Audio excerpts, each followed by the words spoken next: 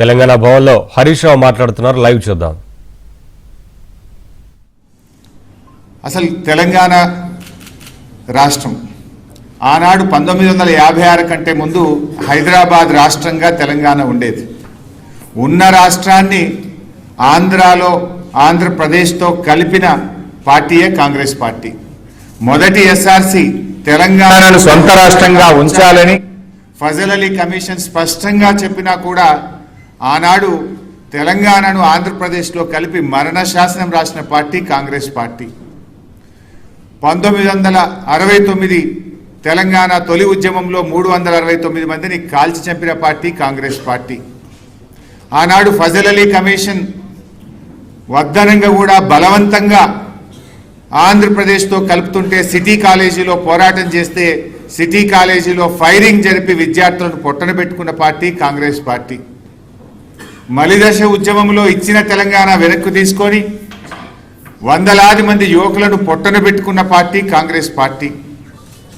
ఆనాడు ఫజల్ అలీ కమిషన్ రాష్ట్రాన్ని కలపొద్దని చెప్తూనే ఒకవేళ కలిపితే 174 టీఎంసీల నీటి వినియోగం లక్ష్యంగా అప్పర్ కృష్ణ, తుంగభద్ర ఎడమ కాలువ, భీమా వంటి ప్రాజెక్టులను రద్దు చేయొద్దని, ఆ ప్రాజెక్టులను కొనసాగించాలని చాలా స్పష్టంగా ఫజల్ అలీ కమిషన్ రికమెండ్ చేస్తే ఆనాడు ఆ ప్రాజెక్టులను రద్దు చేసి పాలమూరు జిల్లాలను వలసల జిల్లాగా మార్చింది కాంగ్రెస్ పార్టీ. ఇలా పాలమూరు వలసలకు కారణమే కాంగ్రెస్ పార్టీ. హైదరాబాద్ సొంత రాష్ట్రంగా ఉండుంటే ఆ ప్రాజెక్టులు పూర్తయి ఉంటుండే నల్లగొండ ఫ్లోరైడ్ బాధలు తీరు, పాలమూరుకు వలసల బాధలు తప్పేటి. ఇలా కలపడం ఒక పెద్ద తప్పు. కలిపిన తర్వాత ఆ ప్రాజెక్టులను రద్దు చేసి పాలమూరు, నల్లగొండ జిల్లాలకు మరణ శాసనం రాసిందే ఈరోజు కాంగ్రెస్ పార్టీ. ఇలా కాంగ్రెస్ పార్టీ నాయకులు మాట్లాడుతూ ఉంటే నవ్వు వస్తూ ఉంది. అసలు ఏలేశ్వరం దగ్గర కట్టాల్సిన నాగార్జున సాగర్ ప్రాజెక్టును నందికొండకు మార్చి కూడా మన నల్లగొండ, మహబూబ్ నగర్ జిల్లాలకు అన్యాయం చేసింది కాంగ్రెస్ పార్టీ. ఇలా వాళ్ళు నీళ్ళ గురించి మాట్లాడుతున్నారు. అసలు 600 కిలోమీటర్ల గోదావరి, 300 కిలోమీటర్ల కృష్ణానది ప్రవహిస్తున్నటువంటి ఈ ప్రాంతంలో తాగునీటికి, సాగునీటికి గోసపడే పరిస్థితి వచ్చిందంటేనే 60 ఏళ్ళు ఈ రాష్ట్రాన్ని పాలించినటువంటి కాంగ్రెస్, తెలుగుదేశం పార్టీలు ఇవాళ గోదావరిలో మన పరివాహక ప్రాంతం 79% ఉంటే కాంగ్రెస్, తెలుగుదేశం పాలనలో మనకు దక్కింది 15%. కృష్ణా పరివాహక ప్రాంతం దాదాపు 69% ఉంటే మనకు దక్కింది 34%. కానీ వాస్తవ వినియోగం అయితే కృష్ణాలో రాష్ట్రం ఏర్పడ్డ నాడు కేవలం 15% మాత్రమే ఉండేది. ఈ రకంగా కాంగ్రెస్ పార్టీ అసలు రాష్ట్ర విభజనలో కూడా సెక్షన్ 84ను పెట్టి నీళ్ల పంపకాలు చేయాలని చెప్పి మనకు అన్యాయం చేసింది కూడా కాంగ్రెస్ పార్టీయే. నిన్న రేవంత్ రెడ్డి మాట్లాడుతున్నాడు, సోనియా గాంధీ మనకు రక్షణలు కల్పించింది స్టేట్ రీఆర్గనైజేషన్ యాక్ట్లో అని చెప్పి నేను బుక్ పట్టుకొని చదివింది. ఇది స్టేట్ రీఆర్గనైజేషన్ యాక్ట్. ఇందులో ఎక్కడ రక్షణలు కల్పించింది?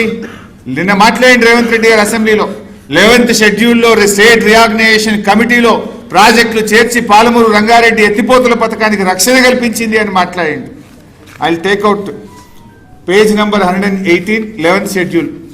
ఇందులో పారాగ్రాఫ్ 10లో పెట్టినవి కేవలం హంద్రీనీవా, తెలుగు గంగా, గాలేరు నగరి, వెలిగొండ, కల్వకుర్తి, నెట్టంపాడు. మన తెలంగాణ రెండే పెట్టిండు, కల్వకుర్తి, నెట్టంపాడు. మన పాలమూరు ఎత్తిపోతలు పెట్టలే, మన దెండి ఎత్తిపోతల పథకం పెట్టలే. 11th షెడ్యూల్లో అవి ఉండుంటే ఇవాళ మనకు అనుమతులు వస్తుండే, మనం ఆ ప్రాజెక్టులు కొనసాగించుండే వాళ్ళం. ఇలా కాంగ్రెస్ చేసిన ద్రోహం అంతా ఇంత కాదు. రాష్ట్రాన్ని కలిపింది కాంగ్రెస్, మన విద్యార్థి యువకులను పొట్టన పెట్టుకున్నది కాంగ్రెస్, మన ప్రాజెక్టులను రద్దు చేసింది కాంగ్రెస్. చివరికి రాష్ట్ర విభజనలో కూడా పాలమూరు ఎత్తిపోతల పథకాన్ని, దిండిని 11th షెడ్యూల్లో పెట్టకుండా పాలమూరు, రంగారెడ్డి జిల్లాలకు ద్రోహం చేసింది కాంగ్రెస్ పార్టీ. ఇంకా రక్షణలు కల్పించింది అని రేవంత్ రెడ్డి మాట్లాడుతుండే. ఏం రక్షణలు కల్పించింది? పాలమూరు పెట్టకపోవడం రక్షణనా? దిండి పథకాన్ని చేర్చకపోవడం రక్షణనా? నీటి పంపకాలు సెక్షన్ 3 ప్రకారం చేయాలని చెప్పకపోవడం రక్షణనా? సొల్లు వాగుడు వాగుతూ ఉన్నాడు. ఈ రకంగా నాడైనా నేడైనా ఇవాళ తెలంగాణకు నంబర్ 1 విలనే కాంగ్రెస్ అని మొదటి నుంచి కేసీఆర్ గారు చెప్తున్నటువంటి మాటలు ఇవాళ అక్షర సత్యమైనవి. నాడు అట్ల ద్రోహం చేస్తే రేవంత్ రెడ్డి ప్రభుత్వం వచ్చిన 2 నెలల్లోనే కృష్ణా ప్రాజెక్టులు కేఆర్ఎంబీకి అప్పచెప్పితామంటారు. కృష్ణా నదీ జలాల్లో అతి తక్కువ వినియోగం చేస్తారు. ఇప్పుడు మళ్ళీ గోదావరి బనకచెర్ల ప్రాజెక్టుకు లోపాయికారికంగా ఒప్పందం చేసుకుంటారు. అంటే మొదటి నుంచి కూడా తెలంగాణకు ద్రోహం చేసిన పార్టీ ఏదన్నా ఉందంటే